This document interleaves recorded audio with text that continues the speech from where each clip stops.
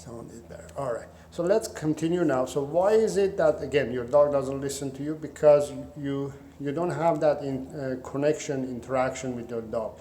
You see, what I mean by interaction and connection is you only interact with your dog when your dog is doing something wrong or something good. Even sometimes, some dog owners, they do interact with their dogs when their dog is doing something good as well. They say, good boy or good girl.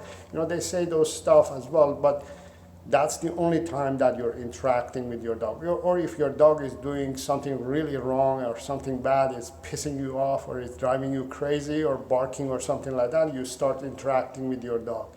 What I mean by interaction is that's the only time, most of the time, is that you're kind of interacting with your dog, you're connecting to your dog, you're telling your dog, stop it, stop doing it, no, stop it, pato, you're doing that. And that's the only time that your dog is getting interaction from you.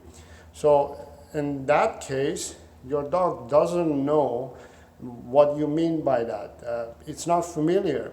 And that's not enough time for your dog to be able to understand exactly what you mean and respond to that. So the interaction is very short, is very limited, and that is why your dog chooses, in a way, not to listen to you. So what happens is your dog keeps making mistakes, and every time it makes a mistake, you interact with your dog in a wrong way, and your dog gets even worse because it gets more confused and stressed more and more, and therefore it doesn't learn anything. So the interaction has to be done beforehand. I usually say when your dog is making a mistake, that's not the time to either correct the dog or train the dog. The training and the correction kind of has to be done before or after the incident. At the time that your dog is committing the crime is not a good time to interact with your dog and teach your dog the manners. For example, if your dog is barking at that moment, it's not a good time to go and say, stop it, stop barking. Hey, I've told you 100 times, stop barking. Why are you barking? I've trained you 100 times not to bark and you're still barking. Stop it, I told you, and start yelling and getting excited. You're getting excited, you're getting emotional, angry, and you're interacting with your dog, and that interaction is actually negative interaction from your dog's point of view, because your dog is saying, oh, you're yelling at me, I was just yelling at that mailman, and now you're yelling at me, and you're yelling with me at the mailman, or yelling at me, I'm very confused, I don't understand what's going on. So this is why it gets worse and worse. So this is not the time to actually interact with your dog. So you want to train your dog either before and after the incident. So what I mean by that is you gotta dedicate some time to teach and train your dog your wants and your needs. And the way you do it is by dedicating a training session. Training sessions or training your dog teaches your dog to have that communication going on between you and your dog. If you don't have a communication system going between you and your dog is not going to be able to understand you or listen to you. So therefore, it's not their fault that they don't listen to you. It's basically our fault, our human dog owners' fault that we don't teach our dogs what we want them to do and how we want them to do. So if you don't want your dog to not to bark, you have to teach your dog not to bark. They automatically don't know the idea of not barking. Barking is a natural phenomenon in dogs. It's a very normal thing for dogs to do. The dogs bark, humans talk. It's a very normal thing. Humans love to talk, so dogs love to bark as well. But it's a matter of teaching our dogs that you can bark or you can talk, but you can talk this much, you can talk at this moment, and you cannot talk at that moment. You have to teach this stuff, and these only happen if you train your dog. So let me give you a little bit of an in-depth look at the interaction that I'm talking about with your dog. So if you go back 1,000 years ago, 500 years ago, or even 200 years ago, we will know that dogs and humans, they were not, with humans in those days, they didn't train dogs. They didn't say, here's how you sit, here's how you come and all that. What they did, humans and dogs, they interacted 24/7 throughout the day. So the farmer never trained the dog. The training happened naturally. They interacted throughout the day naturally. The dog watched the human, and the human watched the dog, and they learned from each other. So they had this interaction going on between both of them. So when they were interacting together, they didn't have any problems because there was enough time spent together throughout the day. So now fast forward to today, we don't interact as much as we used to with our dogs. So therefore, our dogs are clueless. They are just look at your dog. Your dog is 24/7 observing us, watching us. They're looking at us, what we are doing, what we are saying, how we are behaving, how we are reacting to things, how we are emotionally reacting to things, how we are focused on our phones. We're just focused on our phones all day long, and the dog is sitting right there, but we are focused on the phone. So they are kind of watching us all day long, and we are watching and interacting with other stuff. So we are not spending as much interaction and time with our dogs. So therefore, our dogs are left aside, wondering and stressing themselves like, hey, I'm over here, pay attention to me, right? The only time we interact with them is only, as I said, either they do something funny, or they do something bad, or we want something out of them. We want to pet them, or we had a crappy time, crappy day, and we need a dog to pet. Those are the only times that we interact with our dogs, and that is not enough. That's not the right energy, and those are not the right times in a way to interact with our dogs. Our dogs, if it's excited and is doing something funny, and we say, good boy, good, that was too funny, we're just encouraging them to be that way excited. When our dog is making a mistake and we say, stop it, no, I told you. So we are interacting negatively to our dogs. So again, it's not a good energy. And when we are emotionally, stressed, we came from work and we had a crappy day and we are emotionally tired and stressed and negative, and then we grab our dogs and, oh, help me to get over this stress. You're the only friend that I have. You're the only one who listens to me. We do that again. We share energy, or we interact at the wrong time with our dogs. So therefore, even though we're saying, oh, I spend 10, 15 minutes without my dog, right? It feels like we're interacting with our dogs, but those are not the times that we need to interact with our dogs. The right time would be when we put aside, let's say, 15 minutes or half an hour a day, or every other day, or 2 or 3 times a week. We put aside and we start actually interacting with our dogs. So the interaction must be positive, must be in a way that it reflects on our relationship between us and our dog. So we have something to communicate. Me and my dog, we have this communication going on. So if I do this, for example, my dog knows has meaning, some meaning. If I do this, it knows it has some other meaning. If I do this, if I say kid, it has some meaning. So my dog, Harvey, is very connected to me, right? So as soon as I give him clues, he knows exactly what I mean. That's because I've spent so much time one-on-one with my dog to the point that I'm very connected to him and he's very connected to me. So our relationship is to that point that he knows exactly what he's supposed to do, and my expectations from him is also high because I have spent time to train him. I've told him what he's supposed to do and what he's not supposed to do. Therefore, he doesn't make mistakes. Therefore, I don't have to correct him.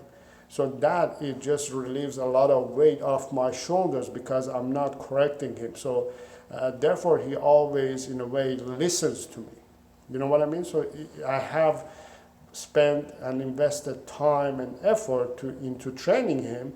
Therefore, now the payoff is that I'm not spending time training him and teaching him and correcting him. So those are the things that you need to focus on. So I'll give you an example. A farmer doesn't spend training their dogs the way we do train now today.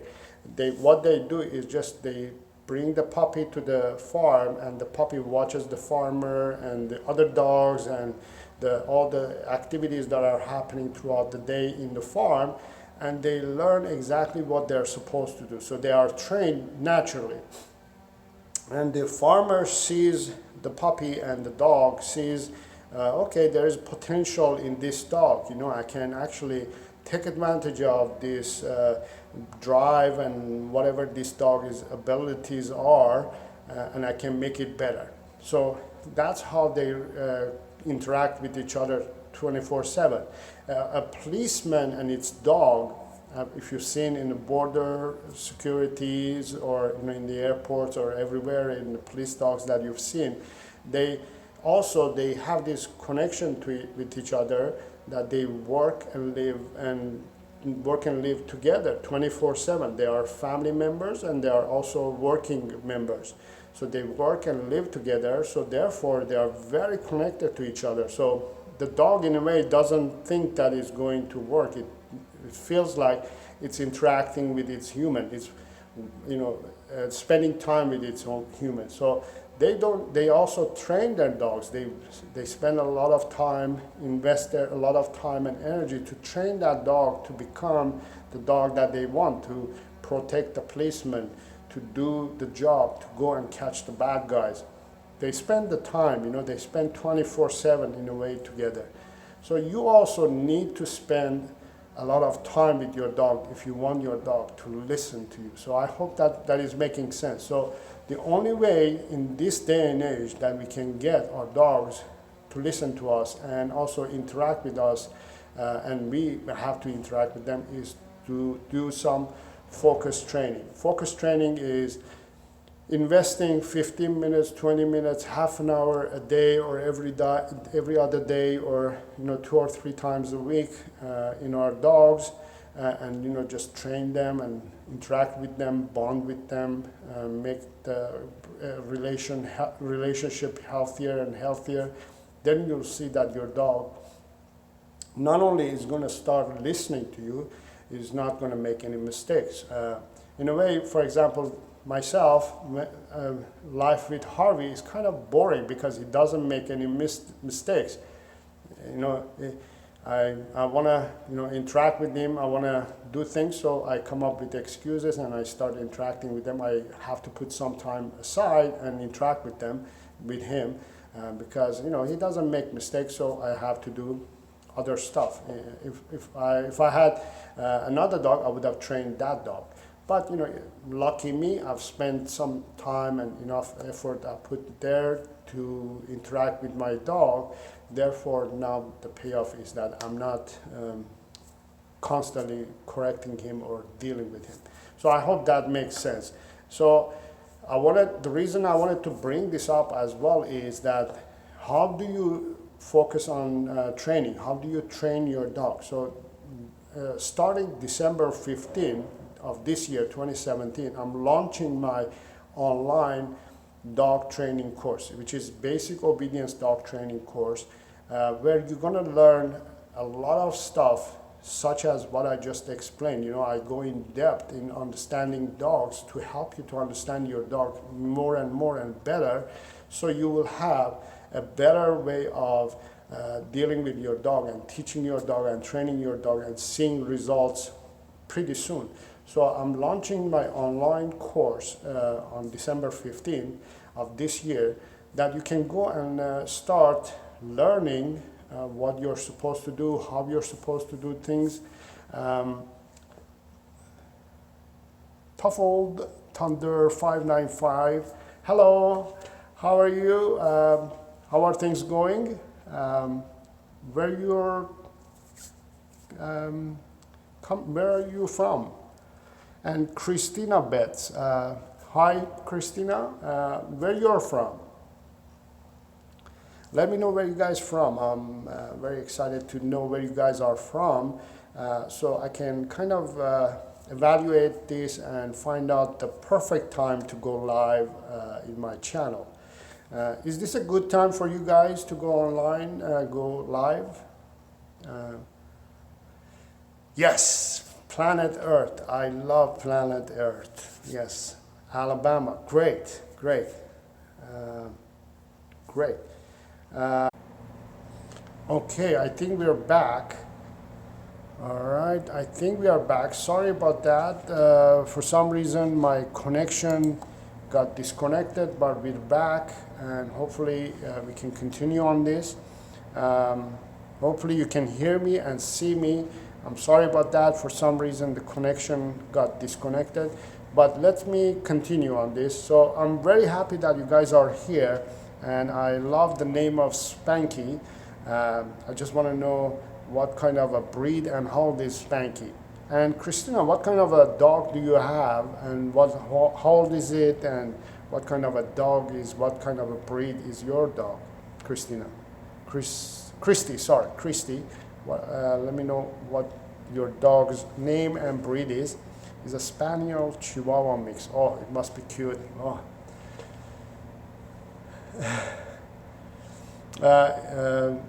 How come you can't, did you rescue Spanky? Although it doesn't matter, you know, really how old they are, but you know, what it matters is how they feel anyways. Oh yeah, you adopted him. Great, that's a great choice that you made, you adopted him. I adopted Harvey as well.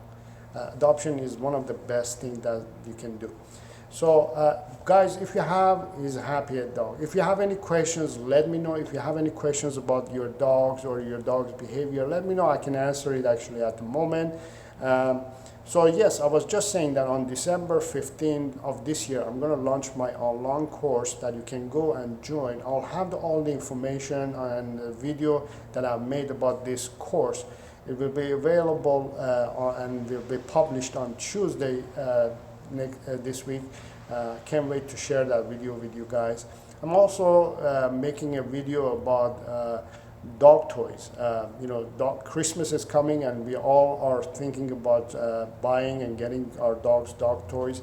Before you go ahead and ask Santa to bring your dog a toy, make sure to watch that video, and that video is going to be on Thursday. Make sure to watch that video.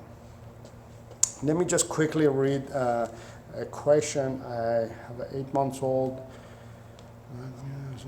mix named Dakota and Yellow Samson. Dakota and Samson, those are great names as well. My dog's name is Harvey. Harvey is a beagle. I've been having Spanky for almost 4 years. Great.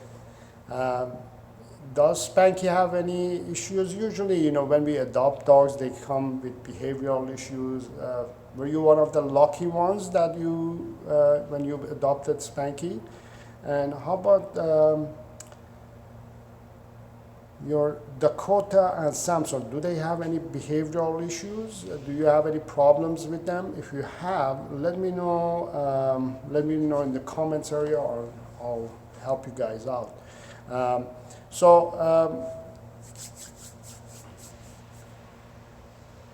You have a Beagle Corgi mix named Harry.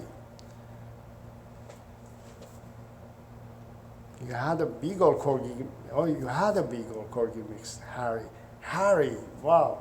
Yes, Harry and Harvey, they're so close.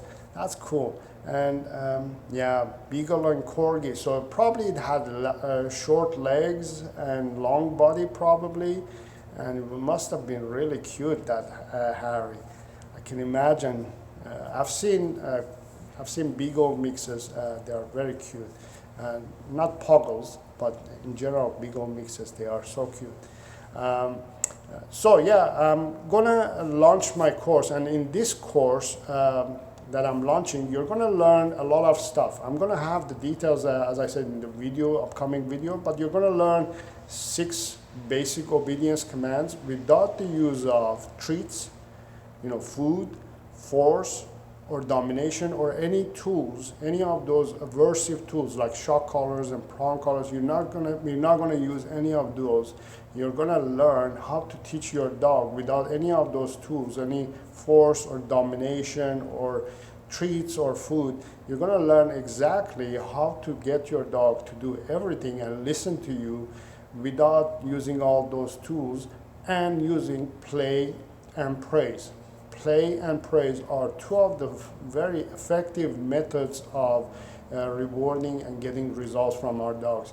And when I go through everything in the course, it will just blow your mind.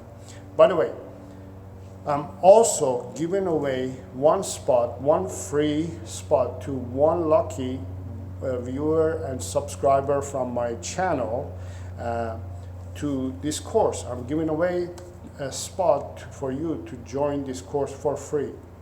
All you have to do is just pay $1 to get in because of the security questionnaire and system. The system accepts only a minimum payment of $1. All you have to do is just pay $1 and that's it. You're in, and you can get the course, the whole course free in a way.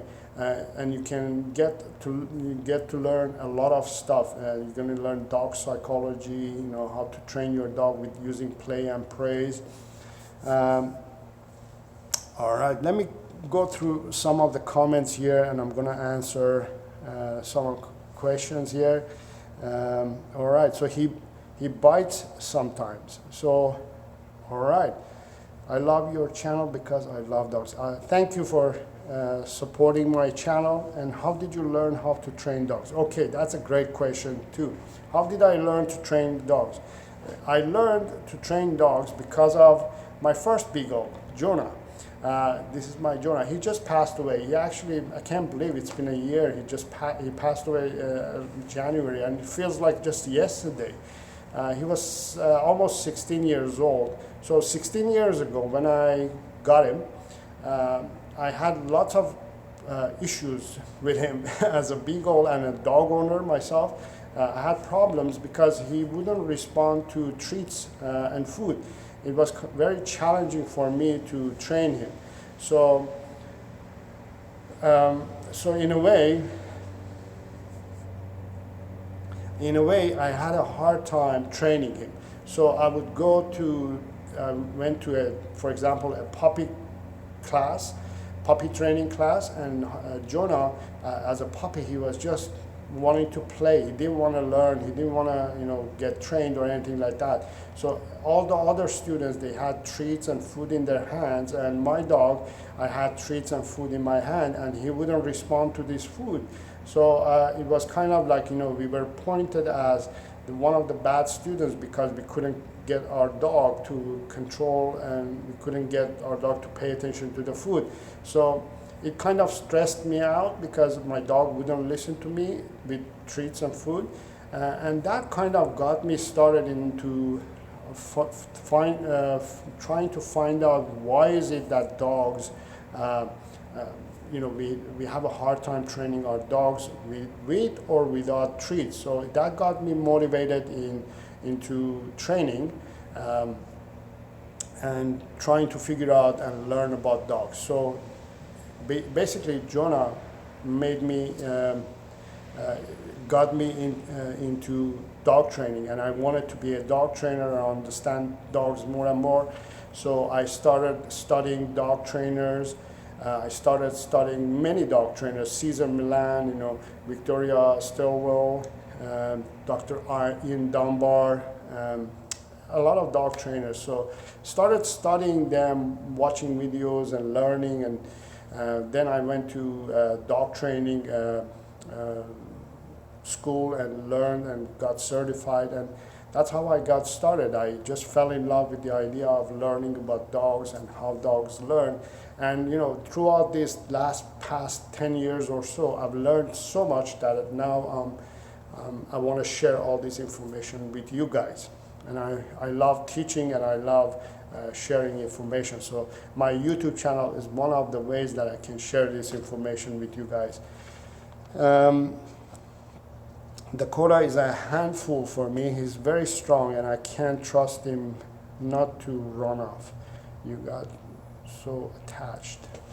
Yes, so if you have a dog who's big and strong, so here's one of the things that I would suggest you to do. Just don't put him in a situation that it will cause your Dakota for your big dog to get excited or start reacting. So I know this is going to be a little bit surprising and hard for you to accept, but I want you to understand this.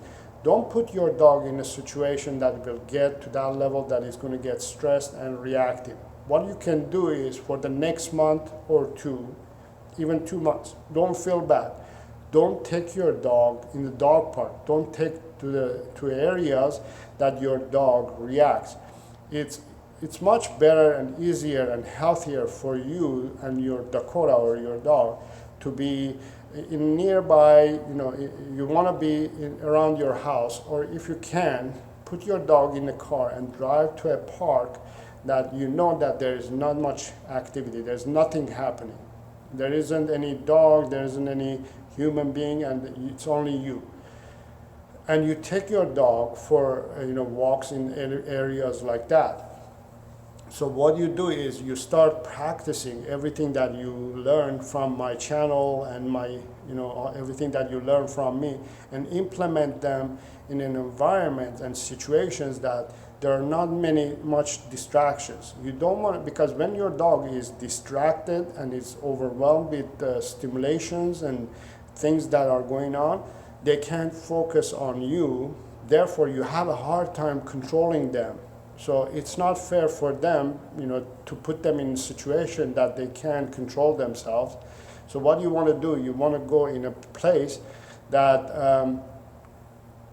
there is no distraction, almost no distraction. So what you do is you practice with your dog for a month or 2 months, or let's say even a year. Your dog is going to live for 12 years. In a year of investing time and effort to train your dog and manage your dog, to teach your dog to learn something, it's much more beneficial and healthier than putting your dog in a situation that is hard for it to learn and practice the things that you want to teach.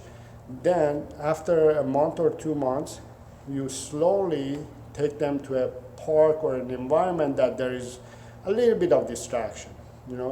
I usually break it down to about 3 levels of parks, but in general you want to break it down to 5 parts.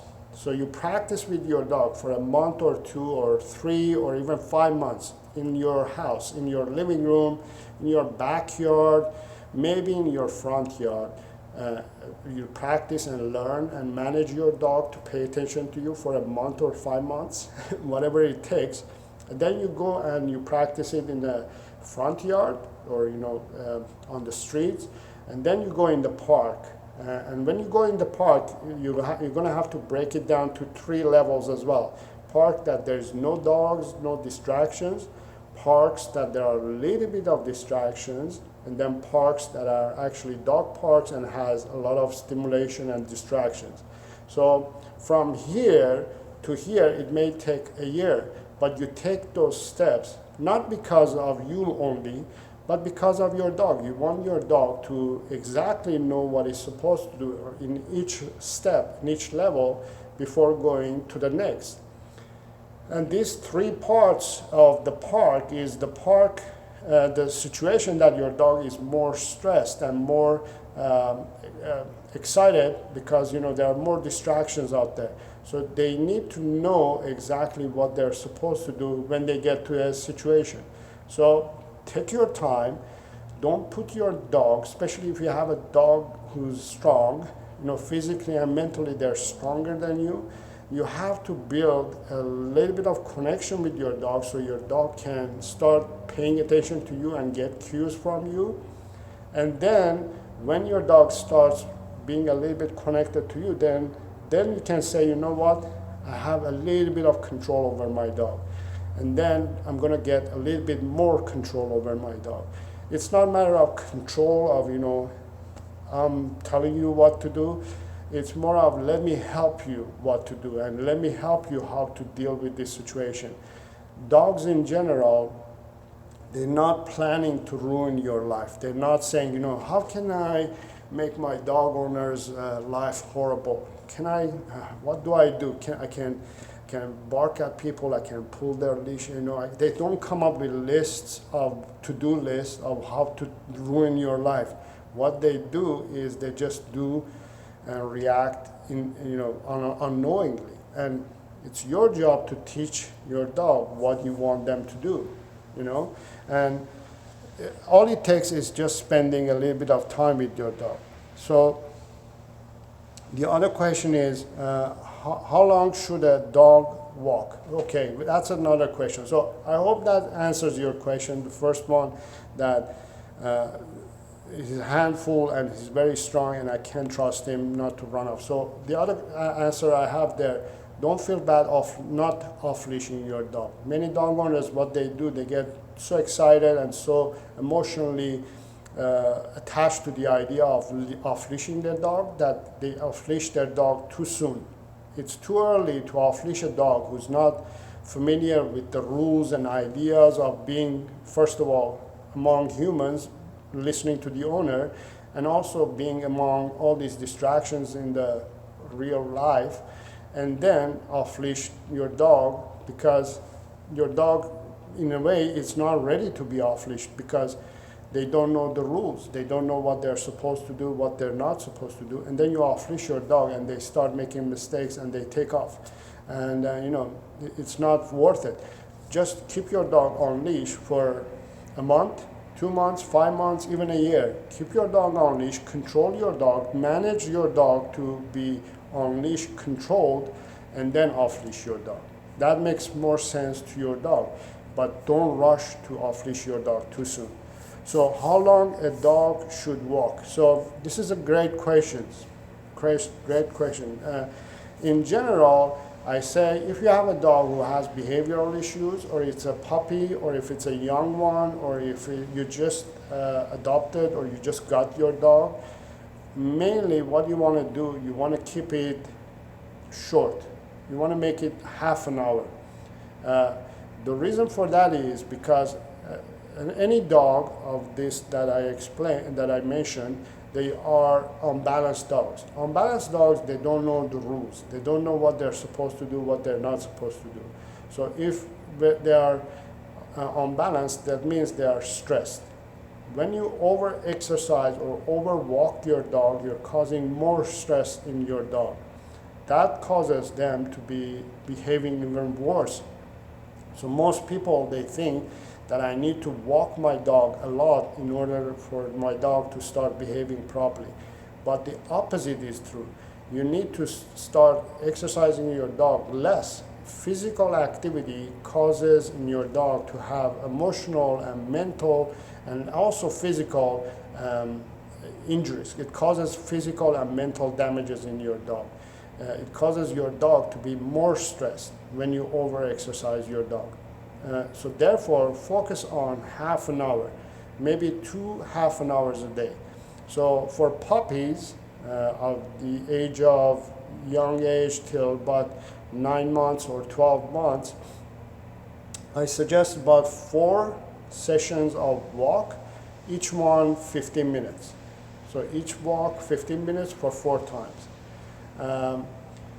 If you have an adult dog, a year old and older to up to 7 years of age, you can walk your dog twice a day, each one half an hour.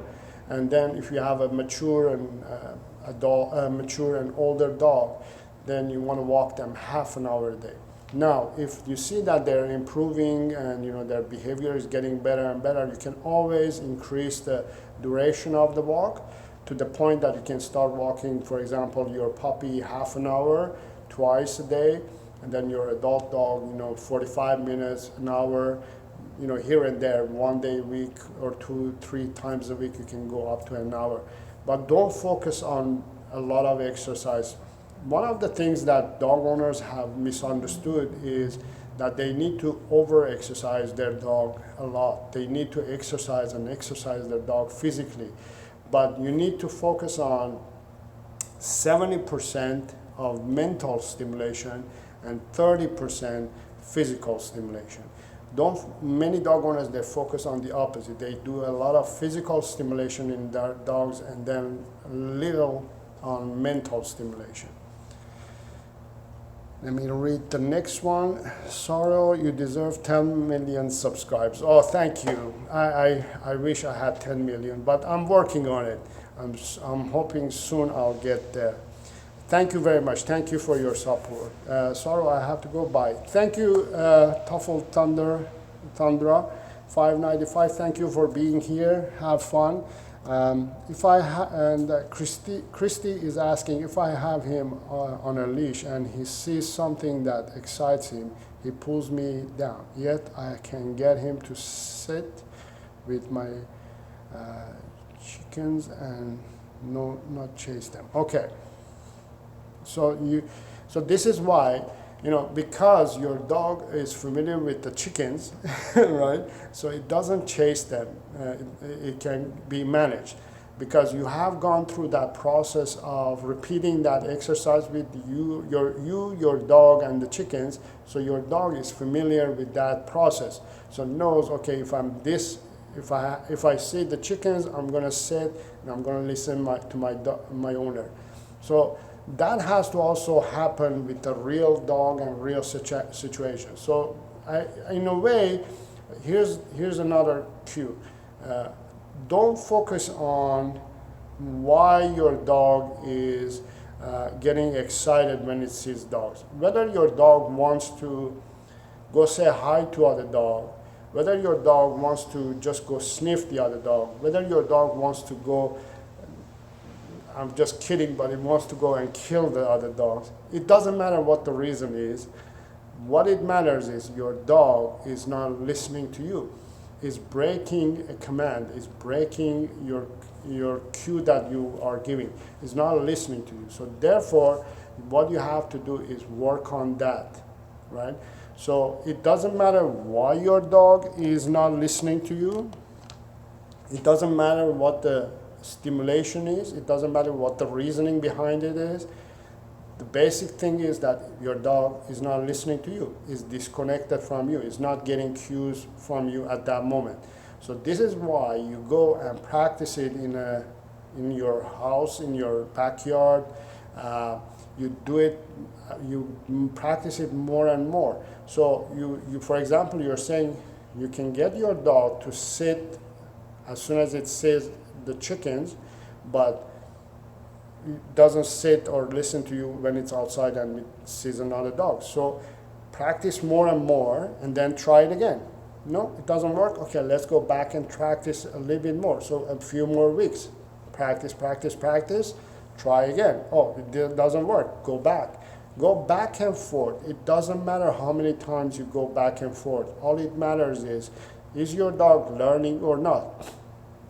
Now, if your dog is not learning, hold on. Now, if your dog is not learning, doesn't mean that it's not learning fast enough, or it's not smart enough, or it's trying to piss you off. Again, it means that the learning hasn't been long enough. The teaching hasn't been long enough. Your dog hasn't had enough time to learn. So I don't know how long you had your chickens and your dogs with you, but imagine that maybe that much long, and maybe even more you need to practice on your dog to get to that point that you can control your dog when it sees the dogs as well. Exactly. You need to invest a little bit more time. All you have to do is just invest time. That's what I mean. This is why in the beginning I was saying, the farmer and the dog, they don't say, I'm gonna invest a month on my dog and see if it's gonna give me results or not. They invest a lifetime to that dog. That dog is part of their lives. It's part of the family. So they invest time, and they don't say, they don't put a time limit. They're not saying, I'm going to get my dog to listen to me in a week, and if it's not, then I'm done. No, you give enough time, as much as time as needed, till your dog gets it. So you're practicing, and you practice, and you go and put it in the real life scenarios, and if your dog, you see that is not responding, needs more time to practice. So, for example, I can't bake, right? Even if you give me the ingredients and recipe, I still won't be able to bake, because I need enough time to practice to bake more and more, to put the ingredients together and bake it and figure out how to do it in order for me to be able to bake. And that could take me, 5-10 tries until I start baking a proper pie. You know what I mean? So it's not a matter of how many times is it going to take me to bake that perfect pie. It's just a matter of how many times will it take me to learn and get it. Sometimes I get it fast. If it's a matter of baking, for example, I will get it maybe in 20 repetitions. But if it comes to, let's say, to YouTube and things like that, I'll get it in 5 repetitions. You know what I mean? So it all depends. Yes, you have to put more time in it and spend time teaching about the chickens and everything else. He started with the chicken at 7 weeks, but outside, I guess I'm afraid of him getting hurt or pulling me down. So I should practice the leash in the house. Exactly, yes. So your dog has spent a long time, and also he has Dakota, I believe it was Dakota, who's kind of been raised with chickens. So this is a great example. So especially at the time that, the puppy, when the dogs are puppy, they are really easy to train and teach, and they learn really fast, and they're clean, and they learn really quickly, and they really learn exactly what you want. So you put Dakota in with the chickens, and he has learned, okay, I can tolerate this stimulation, I can tolerate these chickens, I can understand, I know them. They were raised together, and you spend a lot of time investing in that situation. So therefore your dog has learned what he's supposed to do. The more if you spend time at home with your Dakota, I believe, and work on practicing the leash walking itself. I have actually 2 videos in my channel. After I'm done with this broadcast, I'm going to put those links in the video links in the description, in the comments area, or in the description area. I want you to go and watch those 2 videos. I explain how to manage and control your dog to walk on a leash. And also I'll put a card here as well. So you can watch and learn how to manage and train your dog to walk properly on leash. But also in my online course, I go in depth about dog walking and how to walk your dog on leash. But those 2 videos will give you good ideas as well. So hopefully that will help you. I have lots of videos in my channel about most of the subtopics that dog owners have asked me about it, so I've made a video about them. So what else I wanted to talk about? So yes, so I have few videos coming up as well. If you have any other questions, please let me know. Christy, great, thank you. Don't worry. I'll share those videos in the description area. I have a couple of videos also that I want you guys to watch, and they're coming up. One video, as I said, is about dog toys. Before you go ahead and ask Santa to bring your dogs some dog toys, watch that first, and then let Santa know what to do. And also, I'm gonna post a video about the online course launch. I'm gonna also start a new 2 mini series about the reasons and the causes of stress in dogs, and also I'm gonna start tackling the dog aggression issue. Those are the 2 issues that I haven't still touched on them, just lack of time for me. But I'll start making videos about them, and I hope that you guys can go and watch those as well. They're all coming up.